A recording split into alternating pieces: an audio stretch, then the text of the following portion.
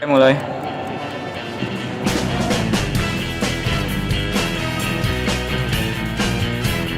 Okay, hello guys, welcome back to our fantasy podcast, and I'm your host Ryan. And today we're very excited to welcome a deep reader and fantasy enthusiast, Malik Ahmad Fatah.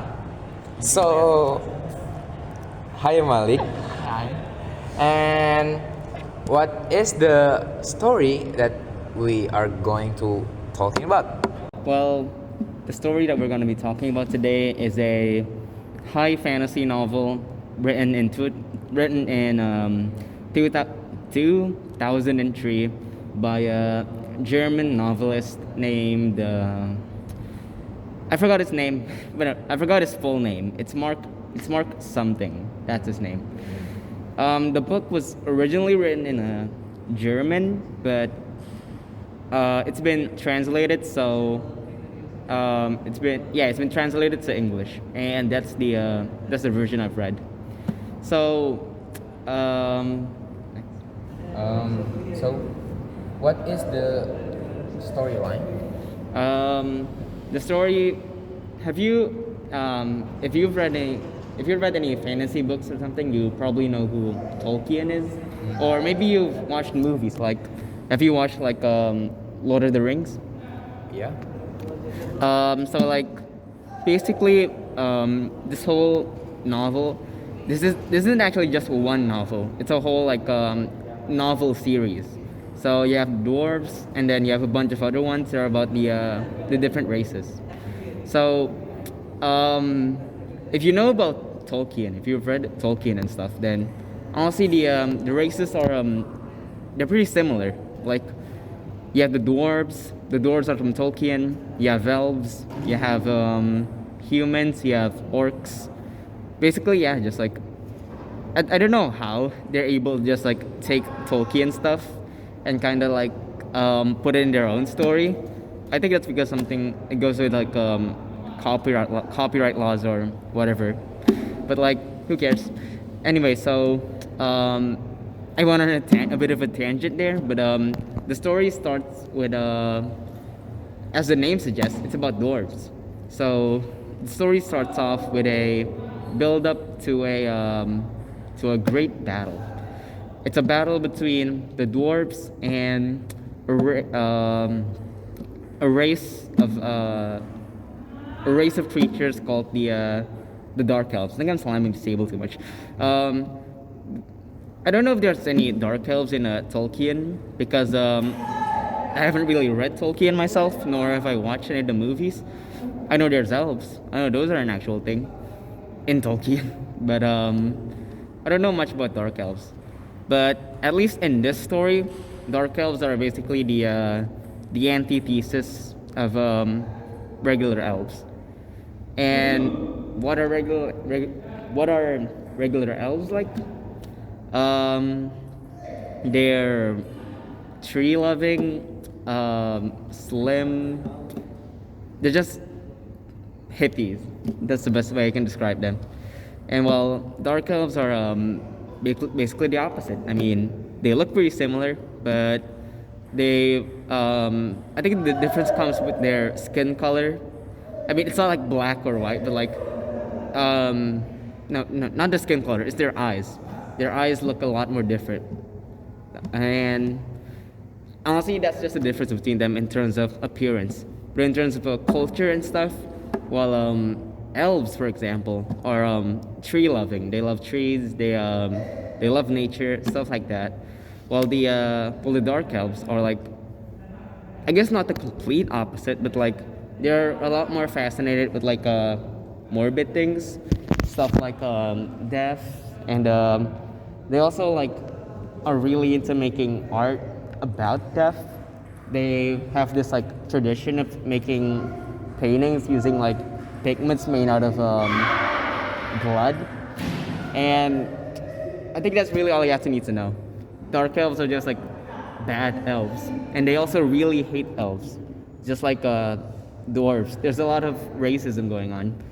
And again, I went on a tangent there a bit, but so the story starts off with a battle between the dwarves and the dark elves.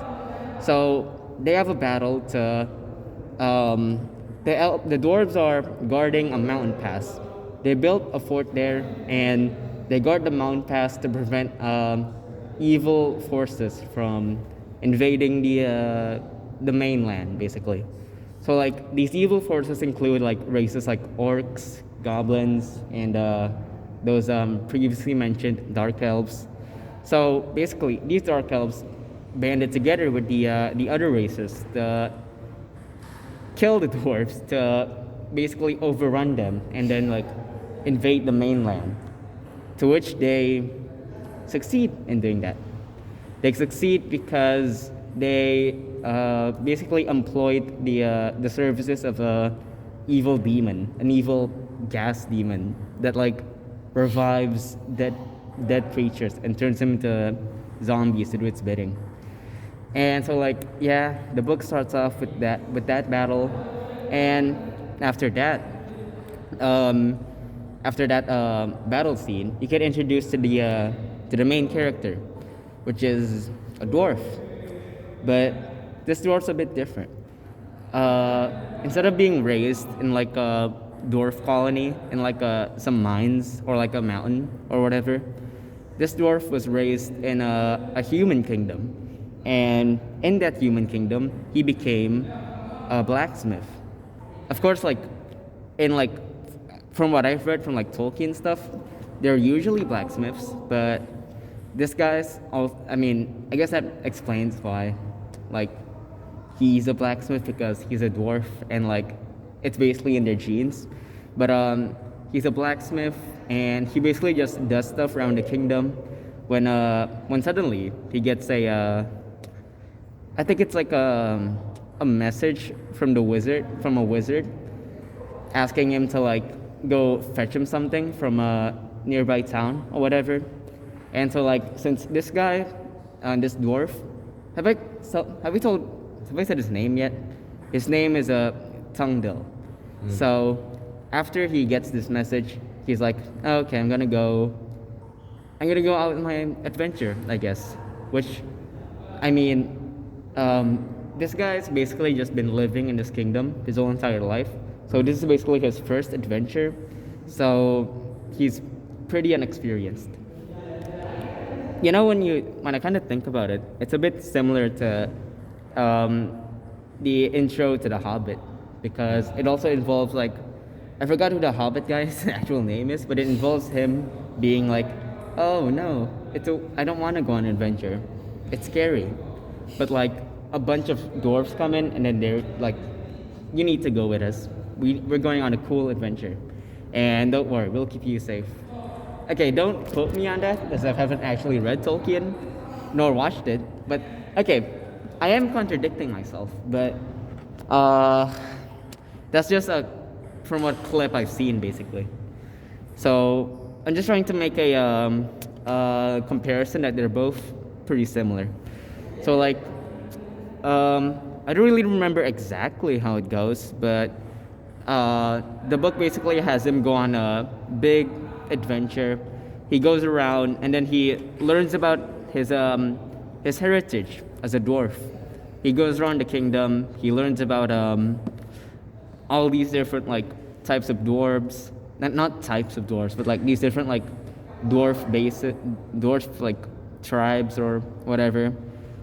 And he, you know, it's honestly kind of old-fashioned. Like it goes with the it's a simple like good versus evil plot, and it's also like it just goes into old-fashioned like yeah, it's old-fashioned. It's like a fairy tale in a way, except it's like a 1 million page, not 1 million page, 1 million word novel. Like, I know it sounds kind of bland when I explain it like that, but it's honestly it's a pretty fun book. But yeah, the whole point is that he goes on this adventure. He learns about all these people. He recruits them, and then eventually they face off the evil gas demon as he's like invading the kingdom, and he wins because of this magic hammer thing and help with his friends. It really is basically beating evil with the power of friendship. Um, what did you think about the plot? What about the world building? I mean, it's Tolkien. Tolkien's basically the whole base for fantasy. He basically wrote. He basically um, like all the common fantasy races you see nowadays, or like common fantasy elements, all kind of like are kind of derived from The Hobbit. So honestly, I like the world building. Yep. Did you like the characters? It's been a while since I've read the book, so I forgot my own personal opinion about them. But as far as I can remember, I think they were pretty fine. Like I had no real strong opinions about them, but they were likable enough. Last question Right. from me. Could you rate? Could you rate the dwarves? The dwarves fancy, right? Yeah. 1 out of 10. Probably 7.5. It's very fun, but it's not exactly like life changing or that memorable. It's just like a fun book to read. So I think that is the end of our fantasy podcast. And I'm Ryan, and here we're talking with Malik. And see you next video. Bye bye. Gue nggak tahu akhirnya. Enggak, itu canda.